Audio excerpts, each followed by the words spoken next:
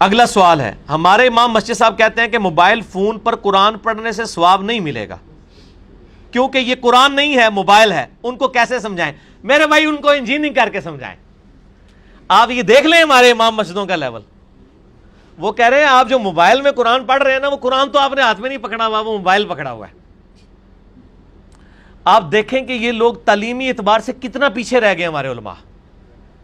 ٹھیک ہے نا جی.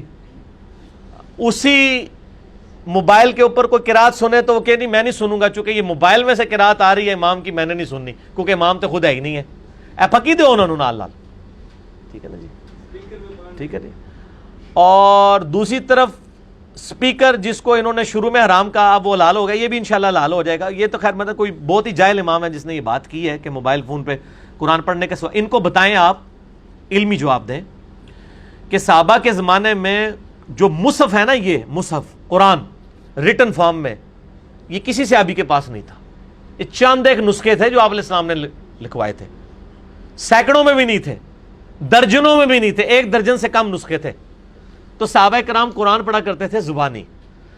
تو زبانی قرآن پڑھنے والوں کو اگر ثواب مل رہا ہے تو موبائل پہ پڑھنے والے کو کیوں نہیں ملے گا؟ تو 2 کام کر رہا ہے کہ زبانی بھی پڑھ رہا ہے اور حروف بھی دیکھ رہا ہے. باقی جو آپ نے تیسرا ثواب نکالنا ہے کہ جی وہ قرآن چونکہ جب تک مصحف ہاتھ میں پکڑا ہوگا، یہ پکڑنے کا ثواب الگ سے ہے، یہ تیسرا ثواب ہے. اس کو پکڑ کے رکھیں، یہ ایک ثواب ہے. اس کے الفاظ کو دیکھیں، یہ دوسرا ثواب ہے، اور پڑھنا تیسرا ہے. تو 2 ثواب تو مل رہے ہیں ان کو جو موبائل پہ پڑھ رہے ہیں. صحابہ کو تو 1 ثواب ملتا تھا، وہ زبانی پڑھتے تھے. موبائل پہ پڑھنے والے کو 2 ثواب مل رہے ہیں، وہ دیکھ رہے الفاظ اور پڑھ بھی رہے. پکڑنے والا آپ کی نظر میں نہیں ہے نا، چلے ہم وہ مان لیتے ہیں آپ کو خوش کرنے کے لیے، لیکن پھر بھی صحابہ سے زیادہ ثواب مل رہا ہے عام بندے کو، کیونکہ الفاظ دیکھ بھی رہے اور پڑھ بھی رہے. اے پھکی جے انجینئرنگ کریں گے تواڈے نال، اللہ دے فضل نال ایسی انجینئرنگ ہوئے گی کہ بھول جاؤ گے سب کچھ. تو آج کے دور میں جو موبائل سے دیکھ کے پڑھ رہا ہے اس کو صحابہ کرام جو زبانی پڑھتے تھے اس سے زیادہ ثواب ہے، اگر ان کے وہ لیول اور نیت بھی اس لیول کی ہو. وہ ایک علیحدہ سے بات ہے، اس میں نہیں ہم پڑھ رہے. میں اوورال گنتی کی بات کر رہا ہوں کہ ایک بندہ دیکھ رہا ہے اور ساتھ پڑھ بھی رہا ہے، یہ ڈبل ثواب ہے. اور ایک بندہ صرف زبانی پڑھا. صحابہ تو زبانی پڑھتے تھے. جامعہ ترمذی میں حدیث ہے مولا علی علیہ السلام سے کہ نبی صلی اللہ علیہ وآلہ وسلم کو حالت جنابت کے علاوہ کوئی اور حالت قرآن پڑھنے سے مانے نہیں ہوتی تھی. صحیح مسلم میں حدیث ہے، عائشہ کہتی ہے میں حیض سے ہوتی تھی اور نبی صلی اللہ علیہ وآلہ وسلم میری گود میں سر مبارک رکھ کے قرآن پڑھتے تھے. سر اے تو وہ جواب لگ گیا جی. آپ کی بیوی حیض کی حالت میں ہو اور آپ اس کی گود میں رکھ کے قرآن پڑھیں، تسی تے کہنا ہے قرآن دی گستاخی ہے. اور نبی علیہ السلام کرتے یہ تھے، صحیح مسلم میں حدیث ہے. سر ہمارے پاس ایسے جواب ہیں، ایسی ایسی انجینئرنگ ہے کہ سارے انجینئر اور مولوی فیل نے، اس لیے کہ انہوں نے جزوی دین لیا ہے، انہوں نے کبھی سوچا نہیں، انہوں نے اپنی عقل استعمال نہیں کی. اور حقیقت بات ہے جب میرے بھائی آپ سکول سے بھاگے ہوئے لوگوں کو علم دین کی لائن میں ڈالیں گے تو دین کے امام بھی پھر لوڑے لنگڑے لوگ ہی پیدا ہوں گے نا. انٹلیکچوئلز لوگ کیا آئے دین کے اندر؟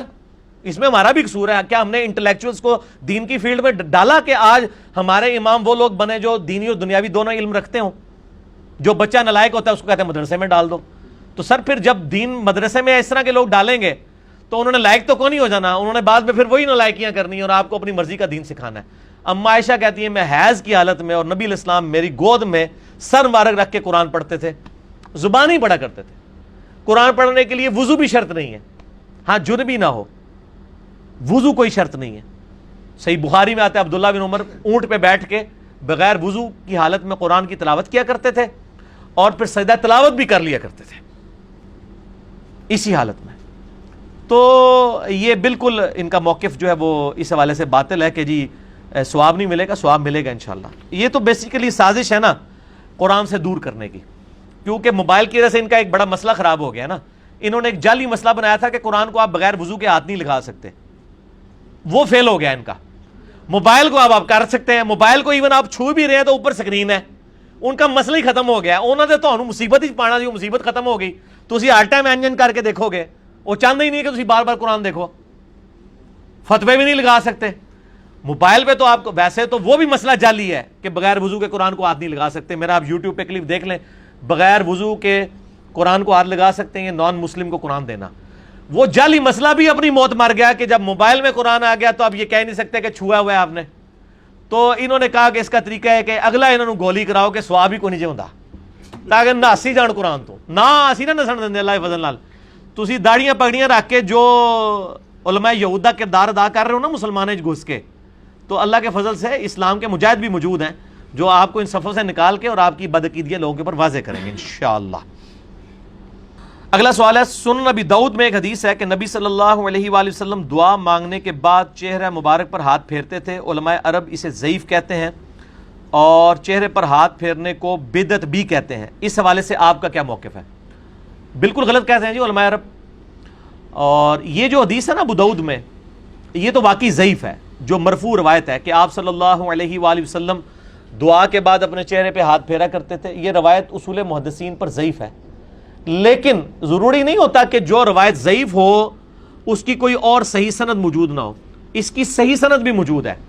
اس حوالے سے موقوفاً امام بخاری کی ایک کتاب ہے الادب المفرد، آداب کی کتاب، اس میں انٹرنیشنل نمبر کے مطابق 609 نمبر روایت ہے، یہ بھی اکثر لوگ پوچھتے ہیں اس لیے مجھے زبانی یاد ہے، کہ عبداللہ بن عمر رضی اللہ تعالیٰ عنہ اور عبداللہ ابن زبیر رضی اللہ تعالیٰ عنہ ورضی اللہ عنہم اجمعین یہ دعا کے بعد چہرے پہ ہاتھ پھیرا کرتے تھے۔ تو جب دو صحابہ سے ثابت ہو گئی تو ظاہر ہے کہ وہ پھر یہ چیز نبی صلی اللہ علیہ وآلہ وسلم سے بھی انڈائریکٹلی ثابت ہو جائے گی، کیونکہ صحابہ کا عمل جو ہے وہ موقوفاً جب ثابت ہو جاتا ہے اس کے خلاف کوئی بات نہ ملے، لہٰذا اس بات کو آپ بدعت نہیں کہیں گے بلکہ یہ سنت موقوف ہو جائے گی، اور جب سنت موقوف ہے تو وہ مرفوع کے حکم میں ہی داخل ہے، کیونکہ صحابہ کرام جو بھی عمل کیا کرتے تھے وہ نبی صلی اللہ علیہ وآلہ وسلم کی تعلیم فرمانے سے ہی کیا کرتے تھے۔ ٹھیک ہو گیا جی؟ اور میں آپ کو اس کے اوپر ایک مزے کی بات بتاؤں کہ مجھے عرب سے ایک دفعہ فون آیا ایک بھائی کا، وہ کہنے لگے کہ جی یہ روایت جو ہے وہ چہرے پہ ہاتھ پھیرنے والی تو ضعیف ہے۔ میں نے کہا جی ہم نے کبھی اس کو دلیل کے طور پہ بھی نہیں پیش کیا، تو آپ کس طرح کہتے ہیں کہ چہرے پہ ہاتھ پھیرنا بدعت ہے؟ انہوں نے کہا جی ہمارے استاد ہیں عرب کے نا وہ کہتے ہیں۔ میں نے ان کو کہا الادب المفرد میں امام بخاری صحیح سند سے روایت لے کے آئے، یہ روایت ہم نے جب ان کو بھیجی نا اور اس کی سند صحیح بخاری کی سند کے اوپر صحیح ہے کہ عبداللہ بن عمر اور عبداللہ ابن زبیر چہرے کے اوپر ہاتھ پھیرا کرتے تھے دعا مانگنے کے بعد۔ اب آپ اس بندے کی تعصب دیکھیں، اس نے اس حدیث میں ایک راوی کے اوپر جرح کر دی کہ یہ راوی صحیح نہیں ہے، حالانکہ وہ بخاری کا راوی تھا اور اس راوی سے اسی سند کے اوپر بخاری میں حدیثیں موجود تھی۔ میں نے اس کو پھر 12 حدیثیں صحیح بخاری سے بھیجی اسی سند پہ جو الادب المفرد کی سند تھی۔ ہمارے لیے کو مسئلہ ہے، مکتبۃ الشاملہ میں ڈالا، وہ 12 سندیں کھل گئیں، اس نے پرنٹ آؤٹ نکال کے علامہ صاحب کے سامنے رکھا، وہ کہنا یہ ایک اور تو بھیجتا ہے، ہاں انجینئر اللہ نے ایک چھوڑیا ہوا ہے سب کانٹیننٹ، ٹھیک ہے نا جی، انجینئرنگ کرنے واسطے۔ ان کا جی وہ انجینئر صاحب کہتے ہیں یہ 12 حدیثیں بخاری کی، یہ بھی ضعیف کہو پھر۔ اب بخاری کو کون ضعیف کہہ سکتا ہے؟ تو وہ خاموش ہو گیا، بات اس نے مانی کوئی نہیں لیکن خاموش ہو گیا۔ ہمارے لیے اتنی بھی کامیابی ہے، ہم کسی کو اتنا شرمندہ نہیں کرتے کہ وہ بات ماننے، کیونکہ جب تک ہماری داڑھی سفید نہیں ہو جاتی اور ہم ان کے بزرگوں پہ ایمان نہیں لے آتے، صرف داڑھی سفید ہونے سے بھی نہیں بات چلے گی، ان کے بزرگوں پہ ایمان نہیں لے آتے اس وقت تک انہوں نے ہماری بات نہیں ماننی، ٹھیک ہے؟ تو ان کو ہم منوانا بھی نہیں چاہتے کیونکہ یہ تو آٹے میں نمک ہے، ہم ان کی پبلک کو بات بتانا چاہتے ہیں، جو آٹا ہیں وہ بات سننے کے لیے بھی تیار ہیں، یہ جو نمک ہے نا یہ بات ماننے کے لیے تیار نہیں ہے۔ تو انشاءاللہ یہ نمک گھول رہا ہے اور گھول جائے گا انشاءاللہ تعالی۔ تو وہ اس کے بعد وہ خاموش ہو گئے۔ بال پاکستان میں اہل حدیثوں نے بڑی عقل مندی کی ہے، جو دارالاسلام نے نماز نبوی چھاپی ہے اس میں باقاعدہ کرٹیکلی اس کو یعنی لکھا ہے کہ یہ سنت ہے، چہرے پہ ہاتھ پھیرنا بدعت نہیں ہے، صحابہ کی سنت ہے۔